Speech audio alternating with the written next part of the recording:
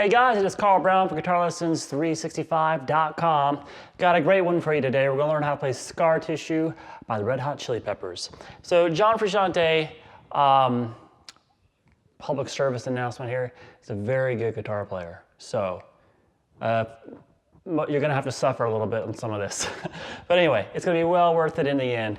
It's going to be a great exercise in muting. I'm going to really give you some tips on how to create the solos like he does live, which is without the slide, just the keys, the scales that he's using. And I'll give you a printout that you can download at my website so you can see all the scales on paper and just kind of do what he does live. But I'll also cover the first two shorter slide solos, even though he doesn't play them live. He just kind of improvises, and we're going to talk about what he does there.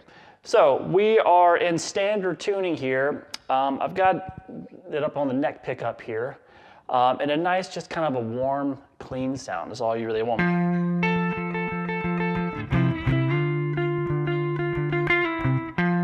All right, so let's start with this main riff, which is the verse of the song. And every time he goes through it, he kind of does it the same way, the first half of the verse, and then the second half, he throws a different melody on top. So I'm basically going to go through and just kind of show you this is what happens in the first verse, second verse, third verse, just like that. All right, and then we'll cover the chords that underneath the chorus and the solos as well. So let's start with this opening lick, very well-known part here.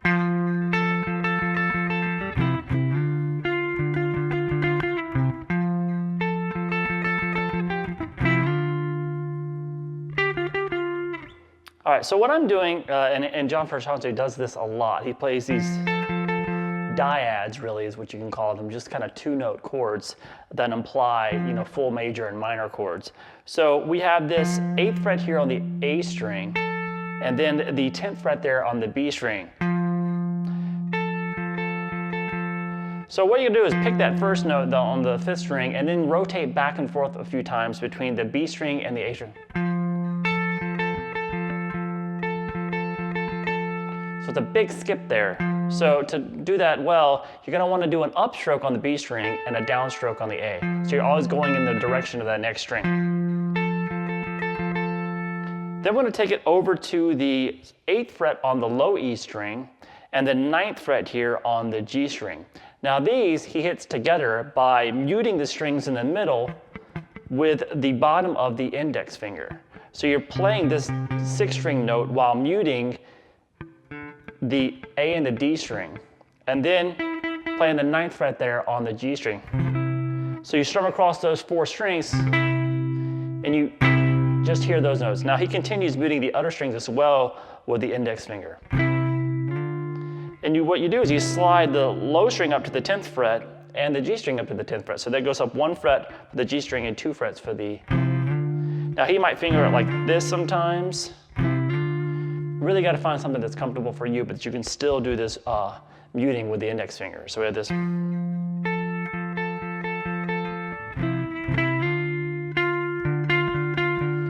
So then he starts that picking again, going this time from the G string to the back to the E string. And then you pick the G string, slide down to 9, and then grab 8 on the low E. So we have this. All right, so all together.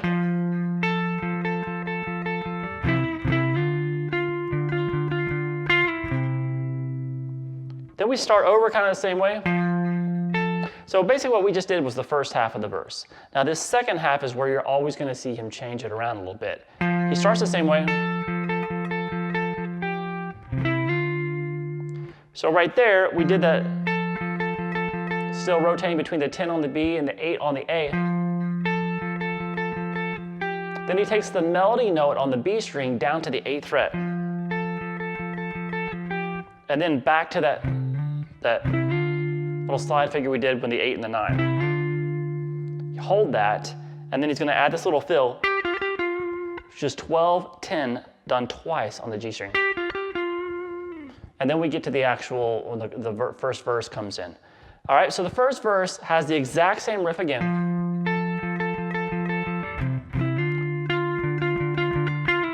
So the exact same first half is the same. And then the second half, he does this.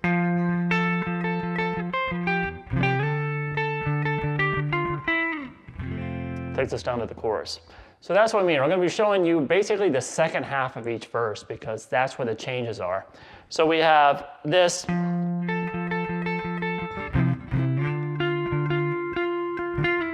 Now the second half. You're going to go and take the top melody note, move it over to the 8th fret on the high E string. You keep rotating between the 5th string though. So then the melody note goes over to the 8th fret on the B string. So we have this.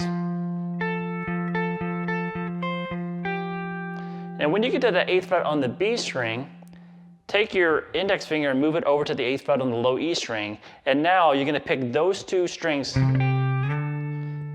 by, once again, strumming across all 5 of the strings, or really all 6. And you're playing this note with your index finger and this with your second finger or third finger.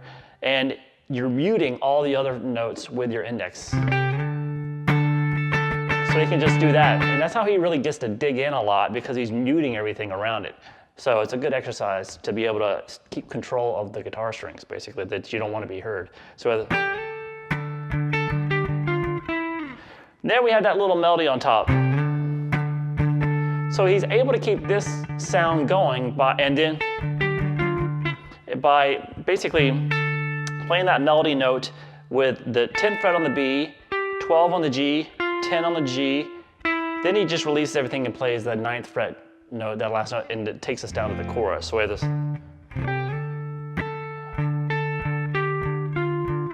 See, I kept going back to that low note. And that takes us down to the first chorus. Now the chorus chords are pretty simple if you can play bar chords.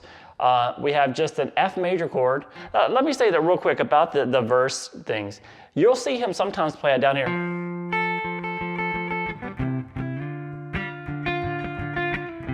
All right, so over the years, I don't know exactly what he does, but I've seen him play it live multiple ways. It's usually up here, but sometimes he'll come down here and just kind of mess around if he wants a little bit of a brighter sound.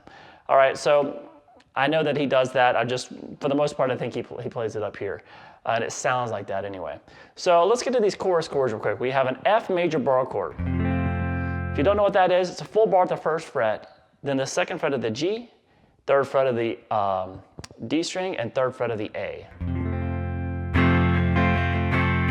Then you're going to grab a C major chord real quick. So the C major is just going to be playing the 3rd fret here on the A string while barring across the 5th fret of the D, G, and the B. And then he likes to slide into this D minor chord. And now that's a bar at the 5th fret, and you're going to be playing the 6th fret on the B string, 7th on the G, and 7th on the D. So we have this so far.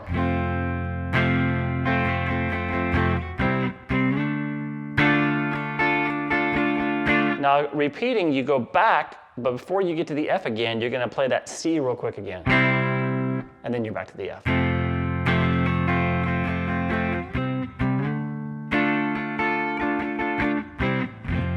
So the chorus repeats that a couple times the first time you hear it, and then later on the song they'll repeat that like 4 times instead of 2. So, but it's always just the same chords there. Now when he comes out of the chorus, a lot of times live too, he'll come up with this he'll work his way up with this E on the low, the 7th fret of the A string and the 8th fret on the B to get us back up from that B.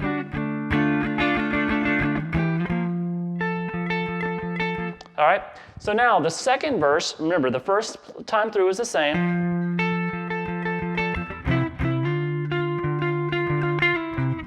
All right, but now the second verse ending is this.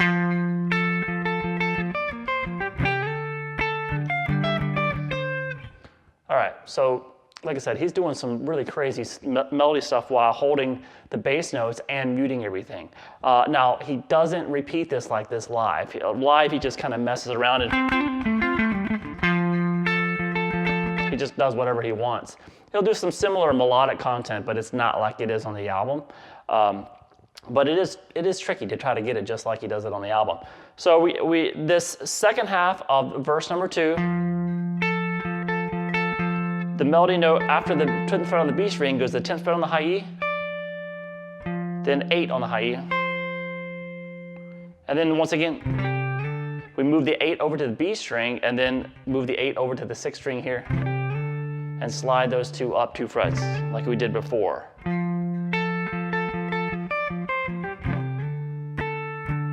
Now, you should be able to dig into all those strings and only hear those 2 notes.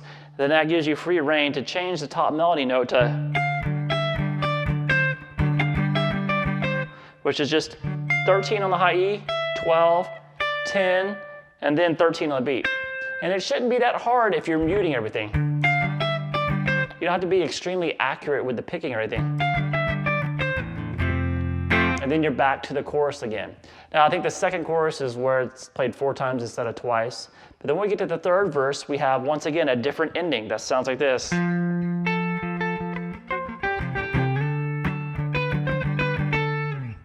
All right, so just to remind you, the first half of the verse is always the same. It's the second half of the verse that changes, and this is the second half of verse number 3.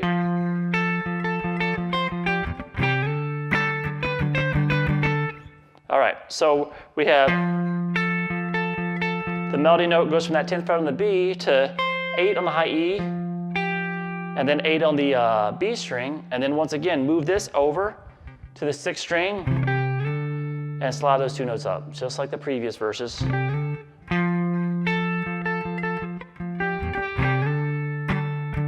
And then here is the only time, this note right here, really in the whole song, he plays a B natural instead of a B flat, which is in the key of D minor, which is what this song is in. Well, it's in F major and then D minor for the solos. So when we have, he gets to that note, he gives it what's called Dorian. It's a raised 6th in the minor scale. So it gives it a Dorian flavor. So when he gets up there, it really gives it kind of an interesting sound. It's the 12th fret on the B, 13, back to that 12, and back to 10. Whenever you do that new melody, we're always going down back to the chorus again. All right, so let's get to the ending of the 4th verse, and this is the last verse. I'll kind of they're really kind of isolate what's going on because they're all kind of similar. Same first half.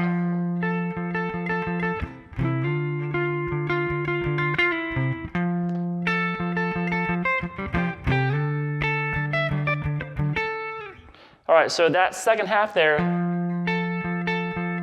starts the same way, and then the melody note moves to the 8th fret on the high E, and then the 8th fret on the B again, and once again, slide those 2 notes up, the 8th fret on the low E and the B together.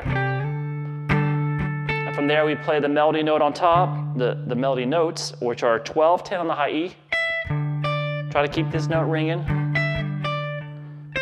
And then 13 on the B, and then 10 on the B.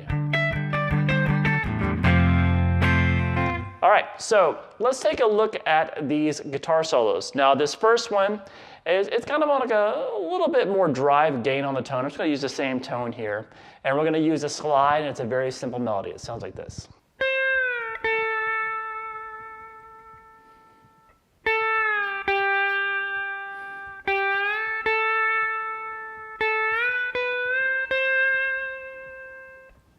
All right, so this is all on the B string. You're going to start with your slide at now this sounds fun to play it with fingers. If you don't want to use a slide, like I said, he does not switch to a slide live. He just really does 3 ripping solos in the key of D minor, which we'll talk about in a second.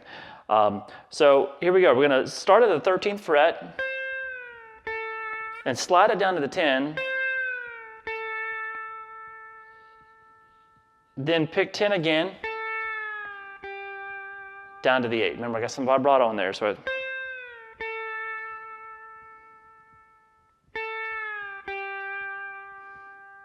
and then pick 8 again, take it back to 10, and then when they end the first solo, by going 10, slide to 12, then slide 12 to 13, and then play that. Now over that, the chords that are being played, and this is what he usually does a lot of times live, instead of playing a solo, he'll just kind of jam out on the.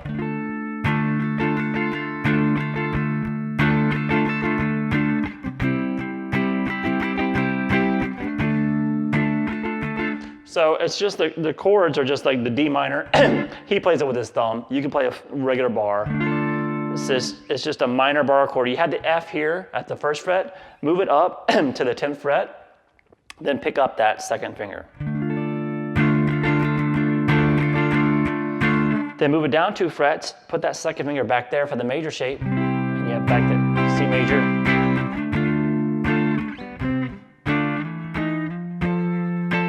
Kind of a sloppy transition there, but we had a D minor and that same transition that you can get back to the verse with again. Now the second solo is a little bit longer and it has a slightly different feel underneath it as well. The feel is more like this.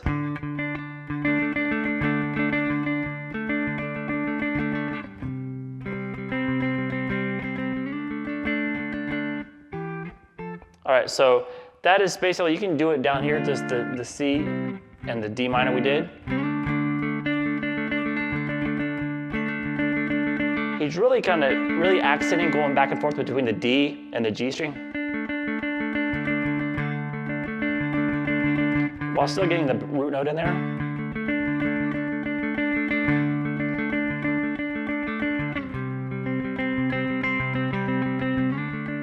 So it just gives it a little bit more energy.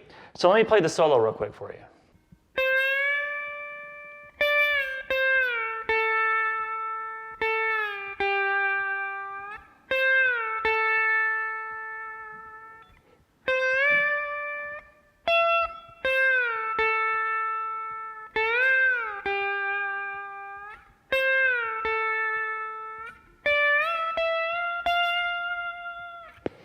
All right, so once again, you can just use your fingers to play that if you want. Tell you what, I'll actually show it to you with my fingers here, so it'll sound a little bit better because I am not the greatest slide player in the world. So let's start here with just the.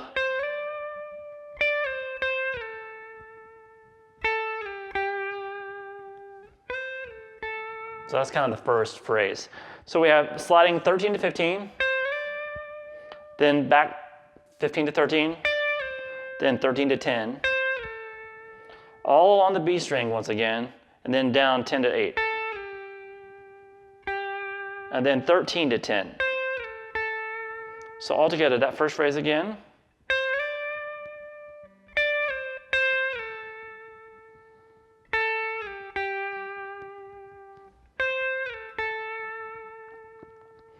All right, the next phrase.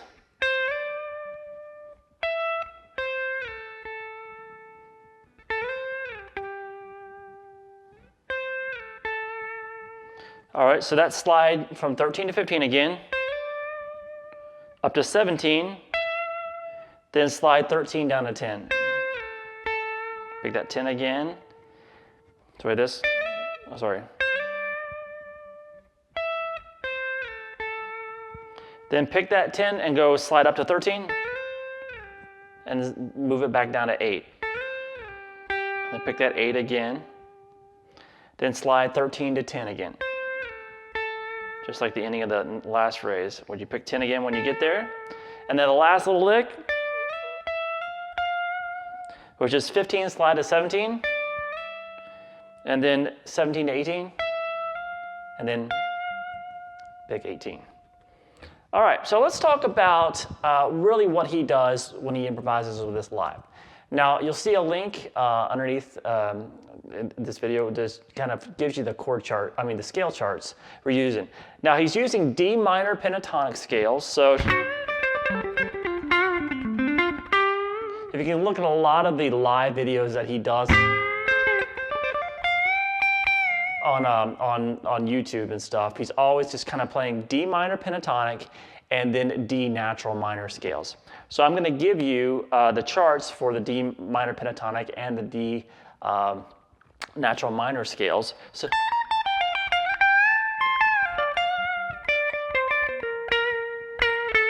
you can just kind of play that around the neck and not really kind of worry about playing that slide solo note for note. When you watch him play live, he's not doing the same thing over and over again in it. He's just improvising. So this is a good chance to do that. He's doing it over the same chords as before, just that D minor to C progression. And he's just kind of just really, he's got some nice solos that you can watch online. And then use those scale forms that are very simple to just try to lay out.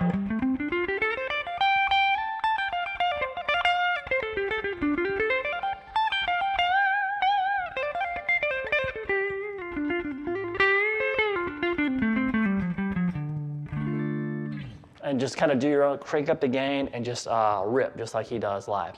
All right, so I hope you guys enjoyed it. Make sure you get those scale charts, and I'll see you guys again soon for GuitarLessons365.com.